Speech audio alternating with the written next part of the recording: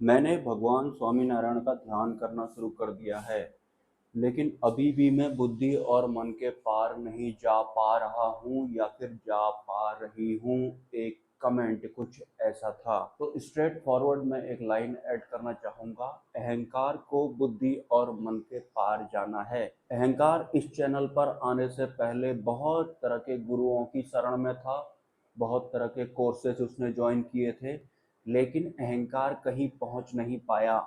या फिर मैं ये कहूँ कि आप कहीं पहुंच नहीं पाए, क्योंकि जो आध्यात्मिक यात्रा है वो अहंकार की चल रही थी। और भगवान स्वामीनारायण का ध्यान भी अहंकार ही कर रहा है। और उसके बीच में ही उसे एक विचार आता है कि मैंने भगवान स्वामीनारायण का ध्यान करना तो शुरू कर दिया है, लेकिन मैं बुद्धि मन के पार नहीं जा पा रहा हूँ। बहुत जल्दबाजी में है आपका जो ये अहंकार है। आपको पता है ये जो दुनिया चल रही है ये किस वजह से चल रही है? ये सिर्फ और सिर्फ अहंकार की वजह से चल रही है। सबसे बड़ी फसाद की जड़ अगर इस दुनिया में है, या फिर हर एक इंसान जो उलझा हुआ है या फिर वो परेशान रहता है, वो सब भी इस अनादि तत्व अहंकार की वजह से होता है। इस अहंकार को आप एक मामूली सा छोटा मोटा कोई शब्द मत समझना। ये जो पूरी दुनिया में आपको ग्लोबलाइजेशन दिखाई पड़ता है, सिर्फ इसकी वजह से हुआ पड़ा है। अहंकार हंसता भी है, अहंकार रोता भी है, अहंकार दूसरे की तारीफ भी कर देगा, अहंकार खुद की तारीफ भी सुनना चाहता है। मतलब सब कुछ ऑलमोस्ट अहंकार ही है, 99 से भी ज़्यादा प्रतिशत।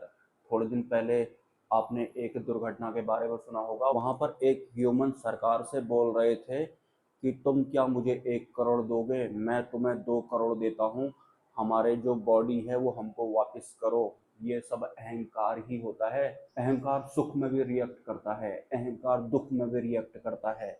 अहंकार ने बहुत ज़्यादा मैं और मेरा बनाया हुआ होता है, और वो अपने मैं और मेरा के लिए कुछ भी बोलने लगता है, या फिर किसी भी हद तक वो जा सकता है। और इसी अहंकार के चलते चलते पूरी दुनिया चल रही होती है, इसकी सारी व्यवस्थाएं भी इसी के अकॉर्डिंग चल रही होती है। तो फिर बहुत जल्दी आपने ये कमेंट नहीं कर दिया कि मैंने ध्यान करना शुरू कर दिया है, लेकिन मैं ये बुद्धिमन के पार नहीं जा पा रहा हूँ। अहंकार को ना टारगेट चाहिए, उसके अचीवमेंट चाहिए होते हैं उसको, कुछ ना कुछ। वो चाहता है कि मैं झंडे गाड़ते रहूं, स्टैंप लगाते रहूं। आध्यात्मिक यात्रा तो आपको पता नहीं है, अभी आध्यात्मिक यात्रा भी आपकी नहीं चल रही है। आप इस चैनल पर आए तो हैं, लेकिन जो आपको बताया जा रहा है वो धीरे धीरे ही सरल होगा। बहुत पहले मैंने एक कमेंट का कुछ ऐसा जवाब दिया था कि क्या आपके घर में या फिर आसपास में आम का पेड़ है जिसमें कि हर साल फल लगते हैं?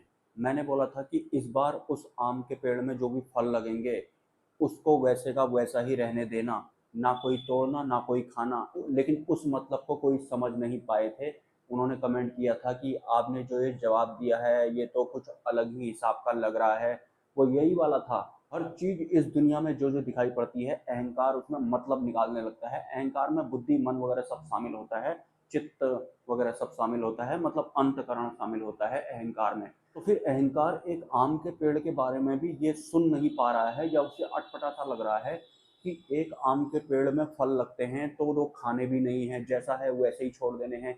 क्यों छोड़ देने हैं वैसे ही? क्यों नहीं खाने हैं? खाने के लिए तो है वो आम, नहीं है खाने के लिए आम वगैरह। हाँ, अगर आप स्वाद के गुलाम हो या फिर शरीर के गुलाम हो या फिर इंद्रियों के गुलाम हो, फिर जरूर आप उन आमों के चक्कर में भी अंधे हो जाओगे। आप दुनिया चलाने लग जाओगे, आप बिक्री करने लग जाओगे, आप व्यापार बना दोगे हर चीज का। देखिए, जो रावण थे उनकी आध्यात्मिक यात्रा भी उनका अहंकार चला रहा था, उनको पता तक नहीं था, और वो वास्तविक मुक्ति से चूक गए थे।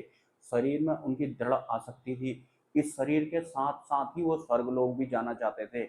उन्होंने सोचा कि मैं सिद्धियों के बल पर ये सब करूंगा, मैं भले ही इन भगवानों को हरा दूंगा, लेकिन मैं जैसा जैसे मैं चाहता हूँ मैं वैसे करूंगा अपनी आध्यात्मिक यात्रा भी। तो ऐसा करते करते उनका हश्र क्या हुआ था आपको पता ही है।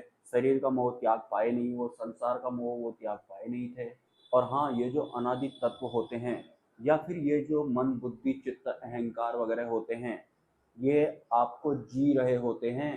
तो अंतरिम यात्रा के दौरान अपने ही भीतर जी रहे इन तत्वों को खोजना है, या फिर इनकी आपको पहचान करनी है। जैसे कि मैं बुद्धि मन के पार नहीं जा पा रहा हूँ। कौन पार नहीं जा पा रहा है बुद्धि और मन के? जरा मंथन करें, जानने की कोशिश करें आखिर ये कौन है जो बुद्धि मन के पार नहीं जा पा रहा हूँ करके जल्दबाजी में है, या फिर जो परेशान है। ध्यान रखिए, परेशान अहंकार होता है, रोता भी अहंकार है, खुश भी अहंकार होता है, अपनी तारीफ भी अहंकार सुनना चाहता है, दूसरे की तारीफ भी अहंकार करता है, मेकअप अहंकार करता है, शेरवानी भी अहंकार पहनता है, तो सब कुछ अहंकार ही करता है। तो आप समझ लो कि कौन है आपके भीतर से जो ये लिख रहा है कि मैं मन बुद्धि के पार नहीं जा पा रही हूँ या फिर पा रहा हूँ। इस चैनल पर जो पहुंचा है भले ही वो कहीं से भी होकर के आया हो, अब उसकी वास्तविक अध्यात्म की शुरुआत होगी। सबसे पहले उसे पता लगेगा कि मैं कौन हूँ, मतलब वो खुद कौन है।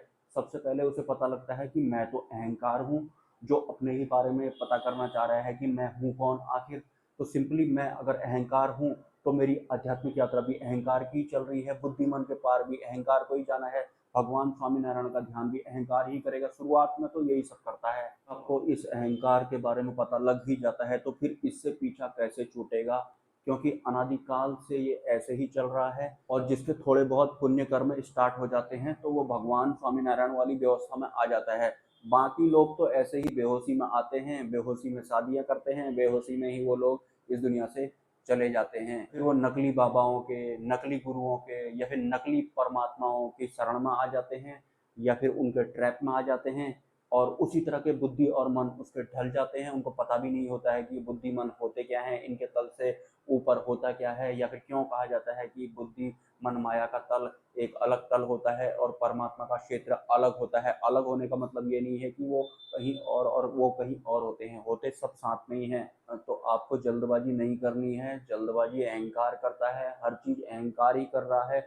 इस पर जरा काम करेंगे ना आप, अहंकार पे आत्ममंथन करेंगे तो आपको पता लगेगा 99 से भी ज्यादा प्रतिशत तो आज तक मैंने जो भी किया था या फिर जो भी मैं जिया था या फिर मैं जो भी मैं जी थी या फिर फ्यूचर जो भी मेरे प्लान थे या फिर पास्ट के बारे में जो भी मैंने सोचा था या फिर जो मुझे याद आती है वो सब इस अहंकार को आती है।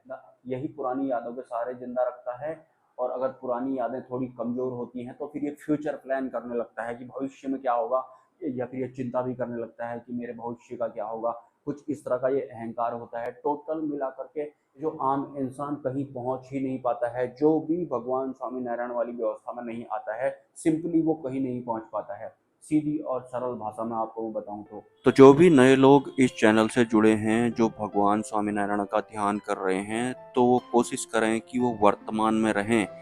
कैसे होगा, क्या होगा, कुछ दिख नहीं रहा है, या फिर मैं बुद्धिमान के पार नहीं जा पा रहा हूँ, कब जाऊँगा, इस तरह से आप फ्यूचर में या फिर पास्ट में ना जाएं, वर्तमान में टिकें और इसके साथ ही ध्यान में बने रहें। तो आपको कोशिश करनी है कि जितना भी हो सके आप वर्तमान में रहने की कोशिश करें। मिलते हैं किसी नेक्स्ट वीडियो में। नमस्कार।